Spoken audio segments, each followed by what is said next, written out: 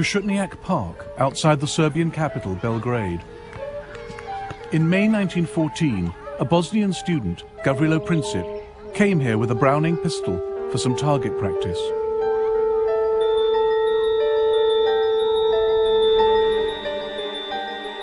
Princip was 19 years old. According to his instructor, he was not a very good shot. Other students were much more confident. Whenever Princip missed the target, people standing around would laugh at him. That would drive him to tears. Out of sight in the forest, he had a chance to get his eye in, shooting at trees. His ultimate goal was far more ambitious. I am an adherent of the radical anarchist idea, which aims at destroying the present system through terrorism.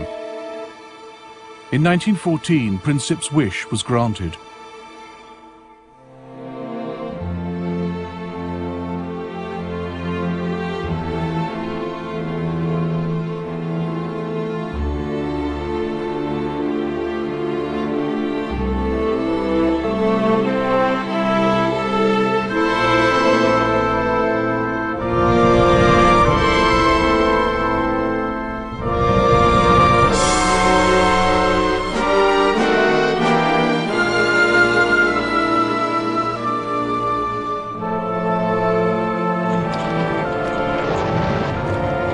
The First World War began almost by accident. It ended just as strangely. In between, it was more destructive than any war had ever been. More British, French and Italian soldiers died in the First World War than died in the Second.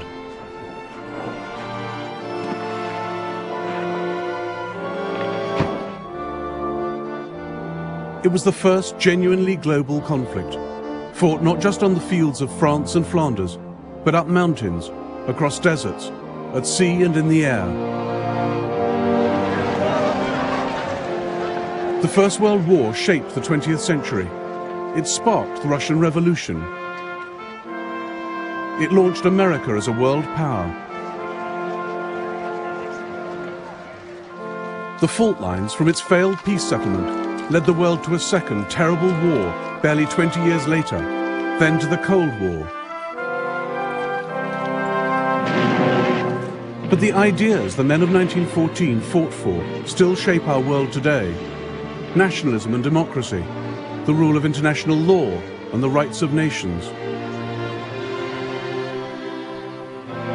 Now, after the collapse of communism, the European map resembles the one redrawn by the First World War.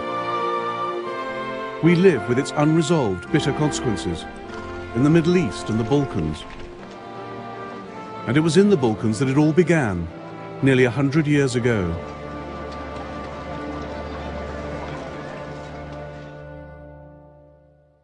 At the start of the 20th century, as at its close, the Balkans were the most unstable part of Europe.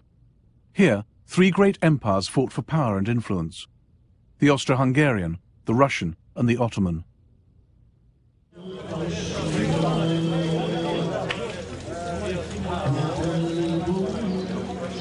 For hundreds of years, the Ottoman Turks had the upper hand. Serbia, Bosnia, Albania were under their control.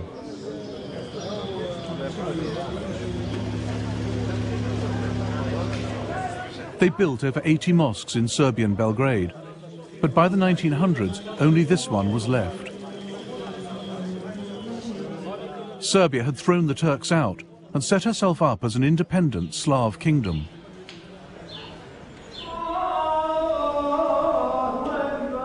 But right on Serbia's border was an even greater challenge to Slav nationalism: the Austro-Hungarian Empire. The old Turks of the south have gone, but new enemies come from the north, more fearsome and dangerous than the old. They want to take our freedom and our language from us and crush us.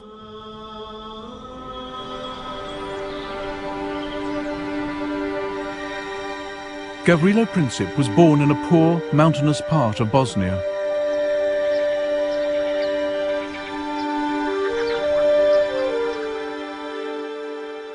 His house was destroyed in the Balkan Wars of the 1990s.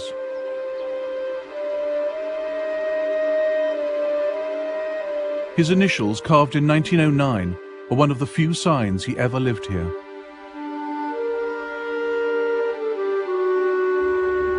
The year before, control of Bosnia had been wrested from the Turks by the Austro-Hungarians, the enemy Princip wanted to destroy.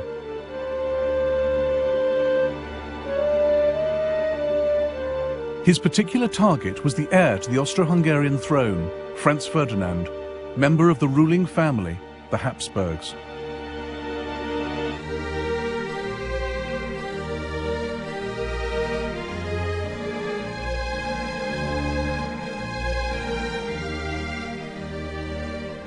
That extraordinary empire, known as the Austrian-Hungarian dual monarchy, is less an empire, or a kingdom, or a state, than the personal property of the Habsburgs, whose hereditary talent for the acquisition of land is recorded on the map of Europe today.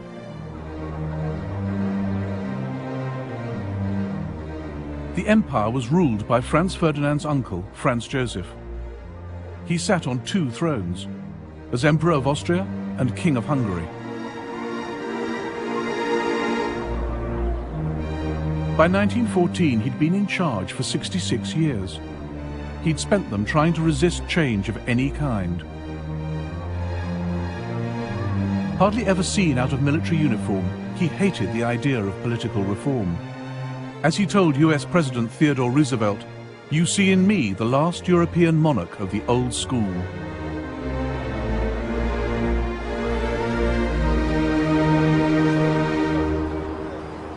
Austria-Hungary was a key part of European security, a multinational empire keeping the peace on the borders of the West. The capital, Vienna, was one of the great cosmopolitan centers of Europe. This was the empire that produced Freud and Mahler, Schiller, Kafka and Strauss. It contained at least 10 different nationalities, not just Austrians and Hungarians, but Czechs, Slovaks, Poles, Romanians, Italians, Croats and Bosnians. A guide was prepared by the British Foreign Office to help work out who was who. Teutons, anti-Slav, vigorous and very wooden and hard-headed, shy and suspicious, manly and close-fisted. patriotic. Very tall, big noses. Slovaks, ignorant but artistic. Ruthenes, savage and ignorant, but Czechs, musical. energetic, forceful, intensely... But it was also an empire in a state of constant crisis. Poles, all for Polish independence. Bosnian Serbs, pro-Yugoslav. Italians, anti-Austrian. In all the empire, only the Hungarians and Austrians had any real power, and the Hungarians refused to share it with the rest.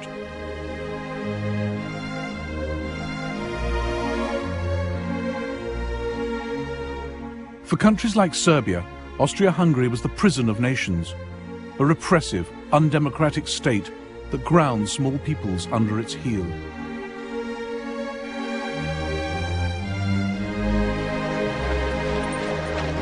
In 1905, there were nationalist demonstrations in Vienna.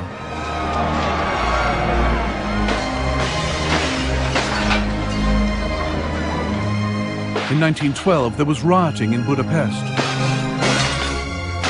By 1914, there'd been ethnic unrest in nearly every part of the Austro-Hungarian Empire. Local parliaments were suspended, troops brought in to restore order.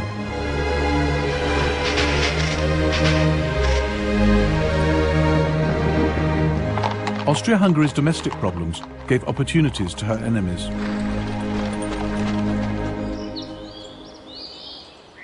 Serbia wanted the breakup of the empire. She welcomed national unrest, particularly in Croatia and Bosnia. Backed by Slav Russia, Serbia saw herself as the only independent hope for Slavs living under foreign rule in the Balkans. She wanted to unite them into a single South Slav state, Yugoslavia.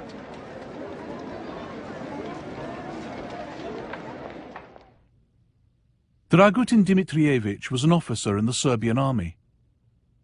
He opposed any kind of friendship with Austria. The blind surrender to Austria's embrace was a most shameful betrayal of Serbian traditions. I realized that Serbia must in full measure become the leader, not only of Serbs, but of Yugoslavia. Dimitrievich believed killing kings could bring political change. It had worked for him in the past.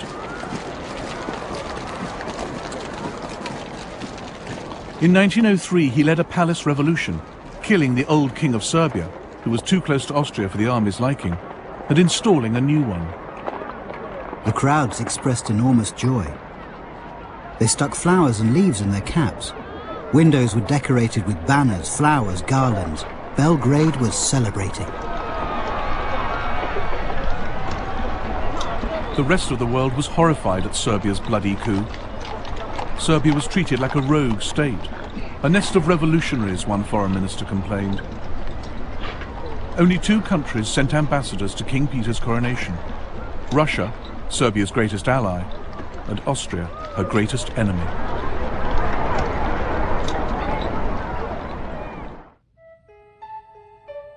Dimitrievich was also one of the founding members of the Black Hand, a secret military society that used terrorism and assassination to try and establish Yugoslavia. He is said to have sent men to murder Austro-Hungarian military leaders and cabinet ministers. He allegedly tried to kill Emperor Franz Joseph. One saw him nowhere, yet one knew that he was doing everything.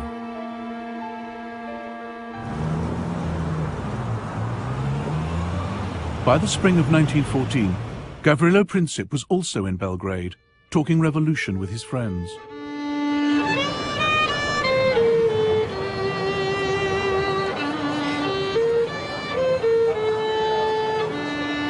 Then the young Bosnians heard that Archduke Franz Ferdinand would visit Sarajevo in June. Here was their chance to match deeds to words. Luckily for them, their plans reached the ears of Dimitrievich and the Black Hand.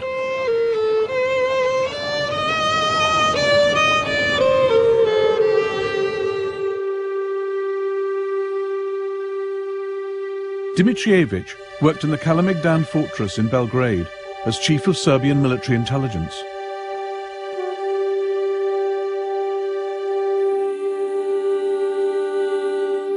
In the spring of 1914, Major Voja Tankasic, also in the Black Hand, walked into his office with a question. I've got some Bosnian youths pestering me. These kids want to pull off some great deed at any cost. They've heard that Franz Ferdinand is coming to Bosnia and have begged me to let them go there. What do you say? I've told them they cannot go, but they give me no peace. Franz Ferdinand was going to Bosnia to observe the Austro-Hungarian army's maneuvers in the hills outside Sarajevo.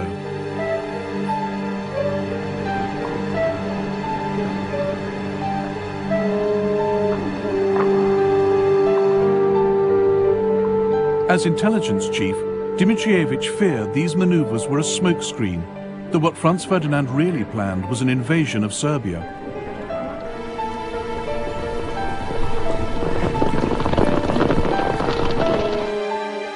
As leader of the Black Hand, he believed anything that destabilized Austria-Hungary was good for his beloved Serbia. Princip's plan to murder Franz Ferdinand suited him perfectly. Fine, he said. Let him go.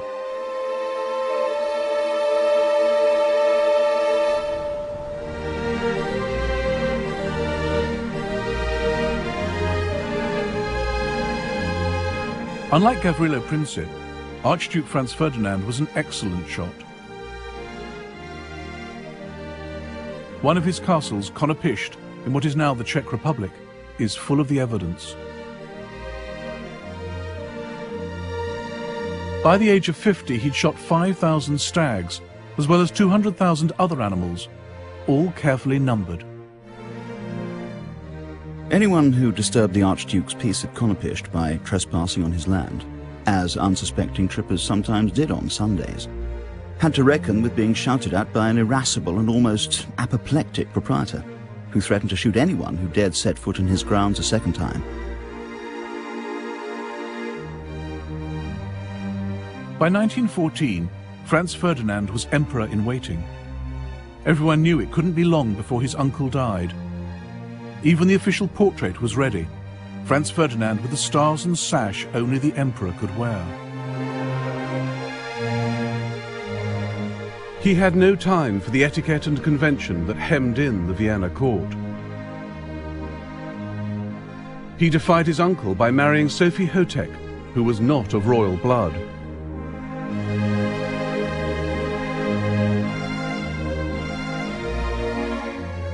The most intelligent thing I've ever done in my life has been the marriage to my Soph. She is everything to me. My wife, my advisor, my doctor, my guardian angel. In a word, my entire happiness. Franz Ferdinand also had radical ideas for political reform.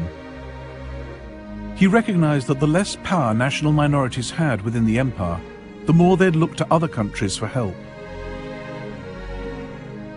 The old system allowed ethnic Germans and Hungarians to dominate the government. It was a system that couldn't last. I can't help being surprised that there is any loyalty left among the nationalities after their treatment for so many years past. I must have them with me. This is the only salvation for the future. In 1914, the German emperor came to stay with Franz Ferdinand at Konopishcht. The Kaiser had a simple solution for dealing with troublesome national minorities.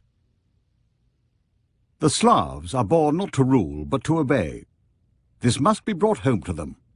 And if they imagine they can look to Belgrade for their salvation, they must be cured of this belief. But Franz Ferdinand had a better idea. He thought political reform was the best way to keep the multinational Austrian Empire on its feet and protect his own future as emperor.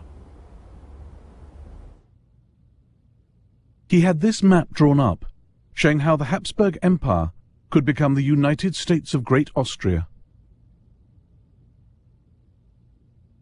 Above all, Franz Ferdinand wanted to avoid war in the Balkans. One night, he made a toast after dinner. To peace. What would we get out of war with Serbia? We'd lose the lives of young men, and we'd spend money better used elsewhere. And what would we gain, for heaven's sake? A few plum trees, some pastures full of goat droppings, and a bunch of rebellious killers. Gavrilo Princip crossed the border from Serbia into Austria-Hungary here at the Drina River. He paddled out to Isakovic Island, where there was a Serbian guard post. The soldiers helped him wade ashore into Bosnia.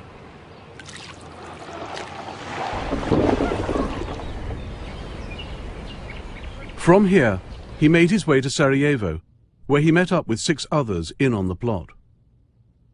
The Serbian Major Tankasic had supplied them with 4 pistols, 6 bombs, and suicide pills in case of capture. They were already in Sarajevo when Franz Ferdinand arrived outside the capital on the 25th of June. They planned to attack him 3 days later as he drove from the railway station to the town hall. One would be stationed at the first bridge on this road. Princip and the others would cover the rest of the route.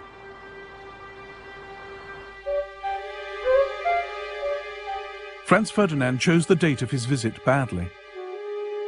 Sarajevo was decked in flags for the occasion, but the 28th of June was Serbian National Day, a natural focus for hatred of the Habsburgs, as the Serbian ambassador to Vienna warned.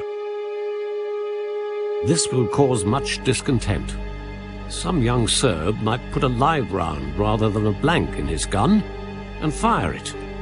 Therefore, it might be good if Archduke Franz Ferdinand were not to go to Sarajevo. But the Austrians laughed off the ambassador's fears. On the morning of the 28th of June, Franz Ferdinand and Sophie arrived by train in Sarajevo. Despite the warnings, security was light. No soldiers lined the streets, just a handful of policemen.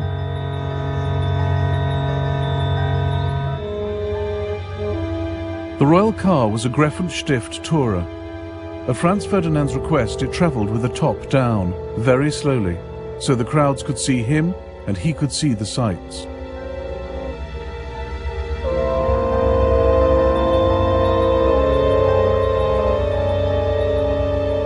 As the procession passed the first bridge, the conspirator there threw his bomb. Sitting opposite the royal couple was Oskar Potiorek. The explosion came immediately after the Archduchess's cry to drive on quickly. I was sure no damage had been done to our car, and the Archduke commented very calmly, "I've always thought something like this might happen." The bomb had bounced off the car, exploding behind it and wounding 2 officers and some onlookers.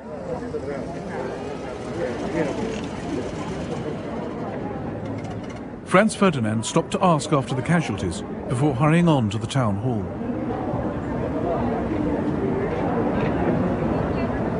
There, the mayor of Sarajevo began his official welcome speech. The Archduke interrupted. Lord Mayor, what is the good of your speeches? I come to Sarajevo on a friendly visit and someone throws a bomb at me. This is outrageous. So far, the young Bosnian's plans had gone badly wrong. Franz Ferdinand was alive, official security was now on high alert. Gavrilo Princip turned to go home, stopping on the corner of Franz Joseph Street to buy a sandwich. Then his luck changed. Franz Ferdinand had left the town hall. He should have been driven straight along the river, travelling too fast to give any other assassins a chance. But his driver took a wrong turn at the corner of Franz Joseph Street.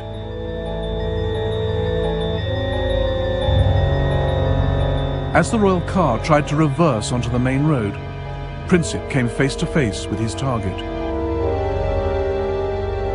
At that moment, I heard the crack of a pistol shot, followed swiftly by another, and saw in the same split second a man standing right in front of me being thrown to the ground by the people around him, and the shining sabre of a security guard descending on him. A thin stream of blood spurted from His Highness's mouth onto my right cheek. The Duchess cried out, "In heaven's name, what has happened to you?" Then she slid off the seat and lay on the floor of the car. I thought she had simply fainted. Then I heard His Imperial Highness say, "Sofurl, Sofurl, don't die, stay alive for the children." I asked him if he was in great pain. He answered me quite distinctly, "It's nothing." Franz Ferdinand and Sophie died on the way to hospital.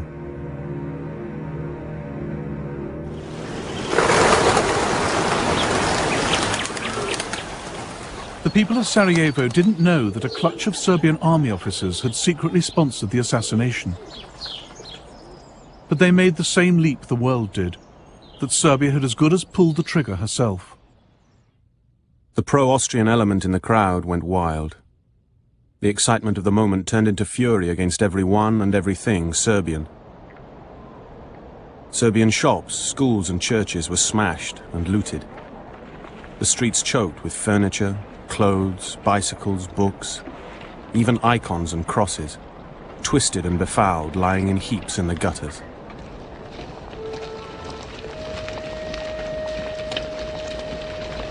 Over 200 Serbs were arrested in Sarajevo alone. Local officials hanged some in the city prison. Many more died in pogroms across Bosnia and Herzegovina.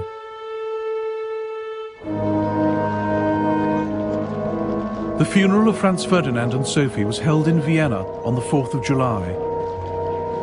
Oskar Potiorek had already written to the Foreign Ministry, calling for Austria-Hungary to take revenge against Serbia.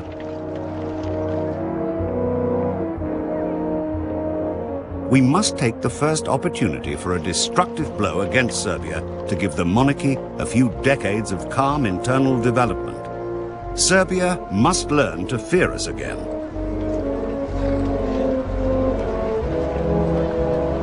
Austro-Hungarian Chief of Staff Konrad von Hertzendorf agreed. This is not the crime of a single fanatic. Assassination represents Serbia's declaration of war on Austria-Hungary. If we miss this occasion, the monarchy would be exposed to new explosions of ethnic unrest. Austria-Hungary must wage war for political reasons.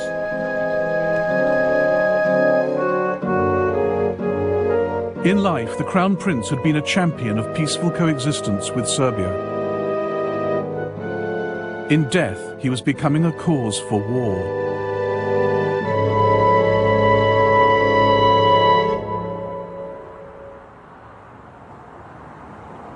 The murder of Franz Ferdinand did not immediately set Europe alight. International tensions in early July remained low.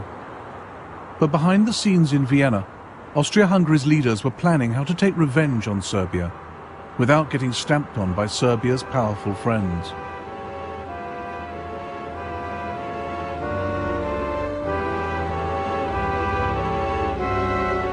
Even before the assassination, Army Chief of Staff Konrad von Hötzendorf had pressed for war against Serbia no fewer than 20 times.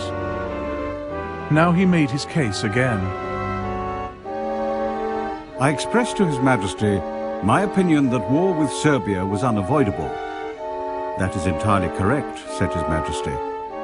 But how are you going to wage war if everyone, in particular Russia, is going to attack us?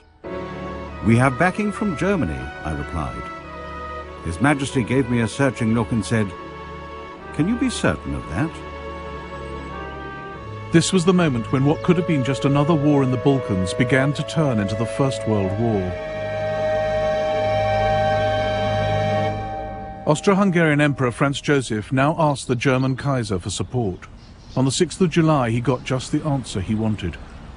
The German government is of the opinion that we must decide what is to be done. Whatever we decide, we may always be certain that we will find Germany at our side, a faithful ally and friend of our monarchy.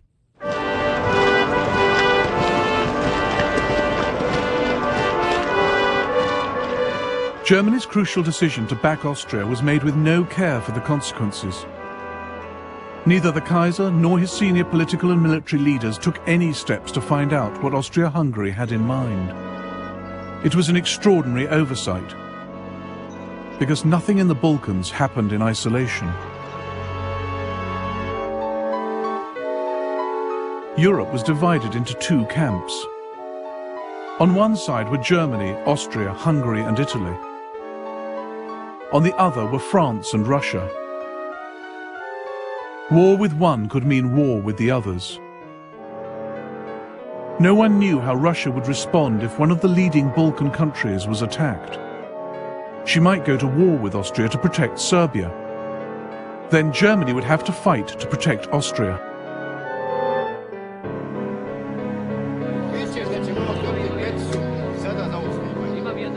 The Germans thought the Russians might stay out of it. The German ambassador in St. Petersburg insisted Russia couldn't risk war for fear of internal revolution. The German foreign minister decided Austria would quietly settle with Serbia. The German chancellor, Bethmann Hollweg, was almost as confident. The crime of Sarajevo was reprehensible, but politically it would have the positive result of making Russia thoroughly disgusted with the Serbs.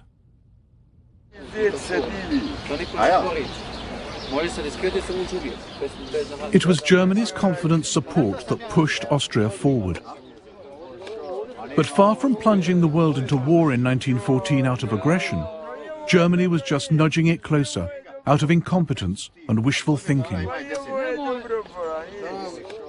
The Kaiser was so sure no war was brewing that he went on holiday.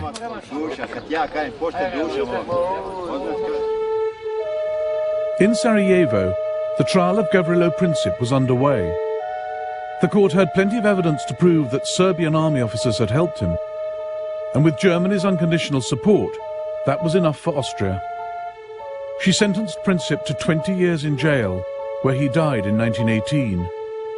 She sent Serbia an ultimatum.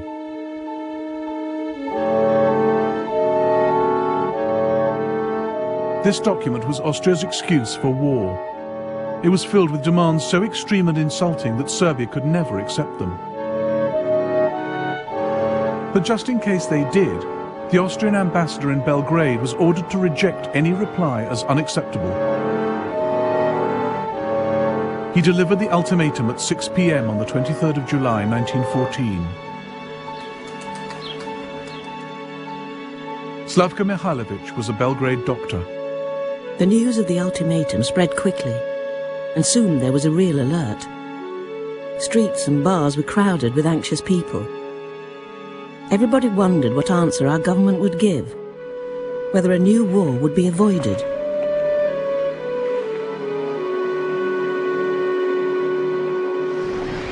Austria's ultimatum caught the world's diplomats napping. The French government, the French press, and public opinion have been inconceivably surprised. Paris is almost dead. All the ambassadors but one are out of town. The Italian ambassador is in Ireland. The Kaiser was on his yacht in Norway when the text of the Austrian ultimatum arrived. The Kaiser arrived on deck as usual after breakfast and said to me, I was still holding the wireless message, "That's a pretty strong note for once in a while." "It certainly is," I replied, "but it means war." Whereupon the Kaiser observed that Serbia would never risk a war. She might not have risked it on her own. But on the 24th of July, the Serbian regent, Prince Alexander, telegrammed Russia for help. In St. Petersburg, the Russian foreign minister spoke frankly to the British ambassador. Austria would not have acted so aggressively without the consent of Germany. I hope the British government would declare itself on the side of France and Russia without delay. Russia was convinced that Germany was warmongering. On the 26th of July, she called up her reserves. This was the second key stage of the crisis, as Britain's Foreign Secretary Edward Grey warned on the 28th. From the moment the dispute ceases to be one between Austria-Hungary and Serbia and becomes one in which another great power is involved, it cannot but end in the greatest catastrophe that has ever befallen the continent of Europe. Austria-Hungary declared war on Serbia that same day. The first shots of the war were fired from here, the Austrian fortress of Zemun, just across the river from Belgrade. In the dead of night, Major Voja Tankasic had the Black Hand blow the only railway bridge. Windows shattered to smithereens, and broken glass covered the floor. Patients started screaming. Then there was another explosion, and another one. So it was true. The war had begun.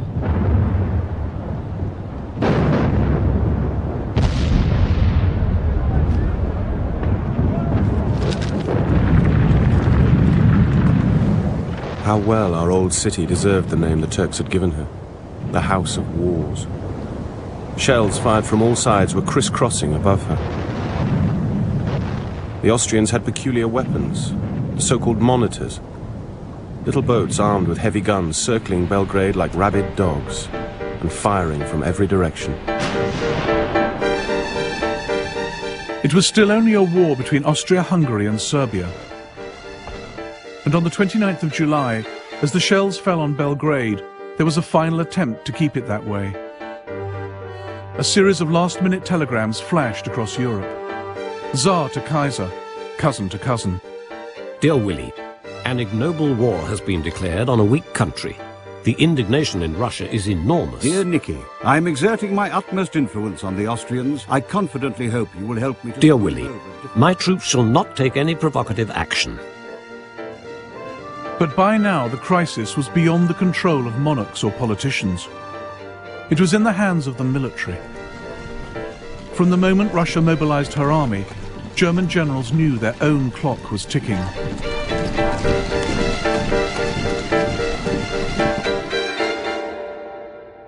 The alliance between France and Russia meant that Germany faced a war on two fronts. Her only hope was to deal with France in the west before the main Russian armies could invade from the east.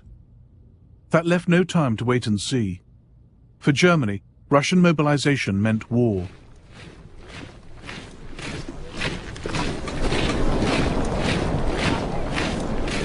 Germany hadn't looked for a fight.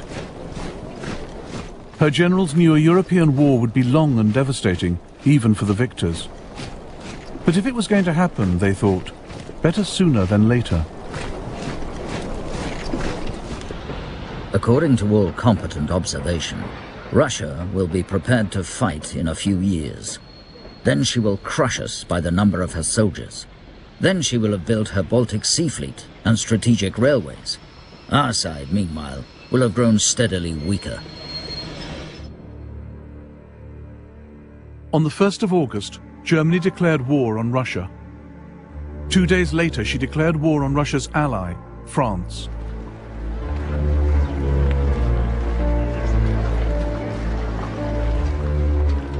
Across Europe, 10 million men headed off to fight. For all the bans and flag-waving, many went unwillingly to war. Where are we off to? France? Belgium? Or the East? At the station, people waved goodbye, some with handkerchiefs. I thought of my wife and child left alone at home. In fact, it wasn't so much a thought as a fearful shadow flitting over my soul.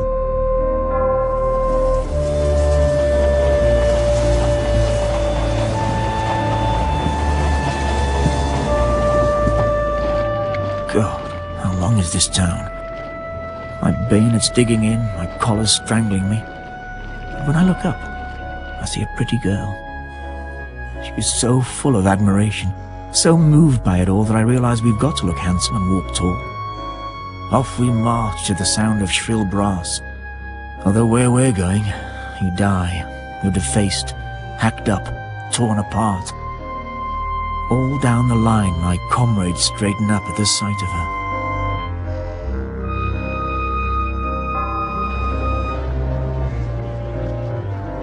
There's great excitement among my comrades. The bachelors are calm, they're even joking about it. Family men are depressed. Some are saying we'll get nothing from this war. We'll get beaten by the Germans.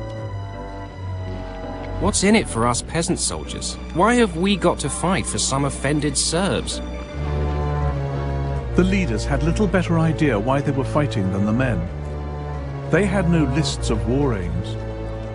Germany and Austria, Serbia, Russia and France were all convinced they were fighting a defensive war, forced on them by someone else.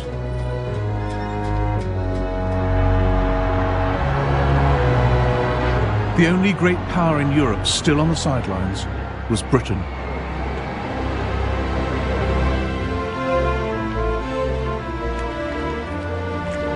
On the 2nd of August 1914, Britain was still at peace, but only just. We've been in a state of great excitement as the reservists are being called up. All the railways are guarded. Everything points to the Great War, so long expected, being upon us. But Britain was the only great power who could not claim she was the victim of aggression. Nobody had attacked her, so why should she fight? It wasn't really to defend the rights of small nations, at least not Serbia, according to the Manchester Guardian. If it were physically possible for Serbia to be towed out to sea and sunk there, the air of Europe would at once seem cleaner. Nor was Britain bound by treaty obligations, as the Foreign Secretary, Edward Grey, assured Parliament. We are not parties to the Franco-Russian alliance. We do not even know the terms of the alliance. But in private, Grey and other leaders knew that Britain had to fight. If Britain stayed neutral, the war would still threaten the country's vast empire, its global trade and security. And Britain needed to stay on friendly terms with France and Russia. Even in peacetime, she was not powerful enough to defend her empire against everyone. In Africa and India, the safety of Britain's colonies depended on French and Russian goodwill. In 1914, Britain feared her friends just as much as her enemies. If we fail Russia now, we cannot hope to maintain that friendly cooperation with her in Asia that is of such vital importance to us. Above all, Britain could never afford to have Europe dominated by a triumphant Germany. If Germany overran the Channel ports, Britain's control of the seas would be under threat. Prime Minister Herbert Asquith took a pragmatic view. It is quite against British interests that France should be wiped out. At 11 p.m. on the 4th of August, Britain declared war on Germany. It was like awaiting the signal for the pulling of a lever which would hurl millions to their doom. The deep notes of Big Ben rang out into the night, the first strokes in Britain's most fateful hour since she arose out of the deep. Every face was suddenly contracted into a painful intensity. It's horrible to think of all the suffering which may follow our mobilization. I suppose the less one thinks of it, the better. We never talk of death and very seldom think much about it. It's when everyone is asleep and you are awake that sometimes you look into the future and wonder. The British government had a war book listing all that had to be done in an emergency. The country's leaders knew war would be a long and painful struggle, a slow, grinding process of blockade, of starving the enemy out. But most civilians had no idea what they were getting into. Across Europe there was a run on the banks. The war couldn't last longer than a year, the French finance minister told a British general, because the money to pay for it would run out.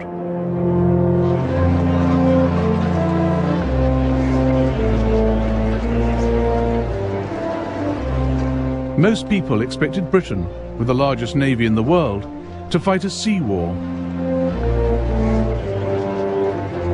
The Foreign Secretary reassured the nation. For us, with a powerful fleet, which we believe able to protect our commerce, to protect our shores, and to protect our interests, if we are engaged in war, we shall suffer but little more than we shall suffer if we stand aside.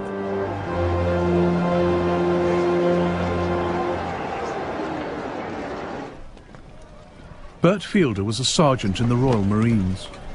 He reassured his wife. My dear Nell, I don't think this war is going to be half as bad as people expect it to be. You see, it's not a hard job for England, so there's no need to worry yourself. As long as I can keep you informed as to where I am, it'll all be all right. But the weapons with which the world went to war were so new that few had ever been fired in anger. Countries were armed with battleships and submarines less than 10 years old. Nobody really knew how to use them. All the European powers had been stockpiling new artillery, machine guns, explosive shells. But none had fought a major war in Europe for over 40 years.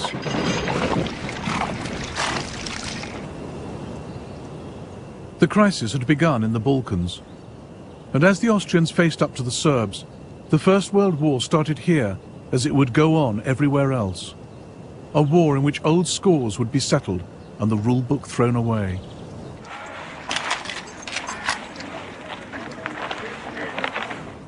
The war is taking us into a country inhabited by a population inspired with fanatical hatred towards ourselves. An attitude of extreme severity, extreme harshness and extreme distrust is to be observed towards everybody. In some sectors, Serbian civilians did fight a guerrilla war, not in uniform, not in the regular army. It was hard for the Austrians to tell who was a real enemy, who was not. But their reprisals against the Serbian people were vicious.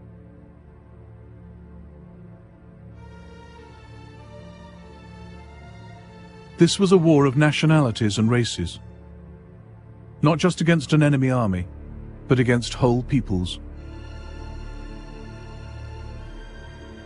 In the first month of the war, 4,000 civilians in western Serbia were killed or disappeared. They burnt houses down, looted, raped, killed. 17 people, all women, girls, children tied with rope, dead in a ditch by the road. All of them slaughtered. At 9 a.m. I went to Ležnica to get some supplies for the battery. In the town you could see the atrocities left behind by the enemy.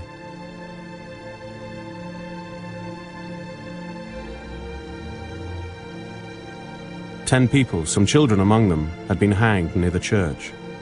About 100 people, their throats cut at the railway station. A terrible sight to cast your eyes on.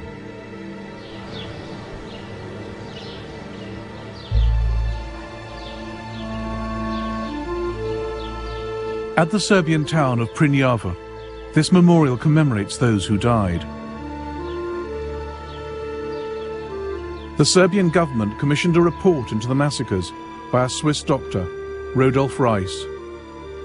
The massacres of the civil population were systematically organized by the command of the invading army. It's upon the command that all responsibility must rest, and also the disgrace with which this army has covered itself for all time.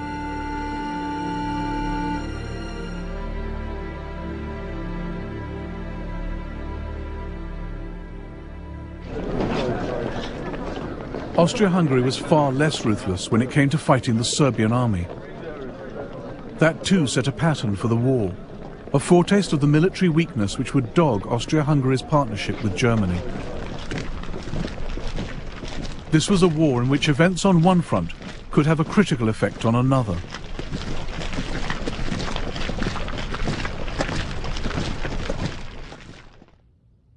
Germany was relying on her ally Austria-Hungary to hold the Eastern Front.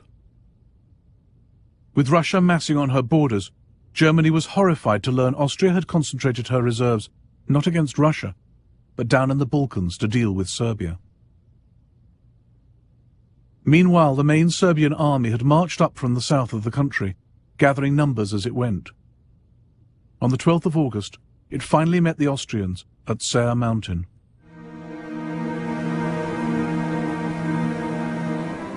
The Serbs had taken up strong defensive positions along the mountain range and waited for the Austrians to walk into the trap. The Serbs surrounded us. The Serbian artillery had the range perfectly. Unluckily, so we were told by senior officers, we had arrived at the Serbian artillery practice area. Laughable. The Serbs easily beat off the Austro-Hungarian attack. We could see the enemy retreating along the river. Their ammunition train left all their carts in the valley and ran away as soon as they were hit by our artillery. A beaten army? No, an uncontrolled mob ran towards the border in senseless panic. Drivers whipped their horses. Officers and soldiers shoved and squeezed through between the columns of wagons.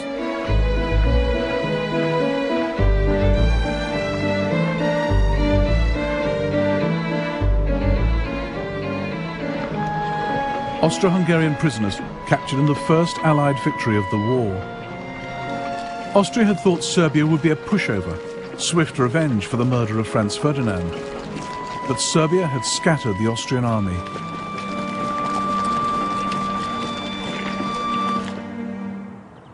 The victories of 1914 cost Serbia 130,000 men.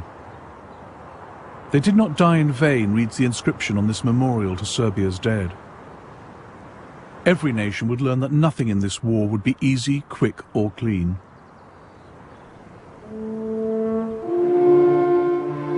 On the Western Front, a French ambulance driver wrote to his son, "Do you ever think of your daddy, walking day and night over ploughed fields and getting very used to shells exploding all over the place? I'd really like to hear from you. How's school? Don't be too quick to learn the geography of Europe. I think it's all about to change."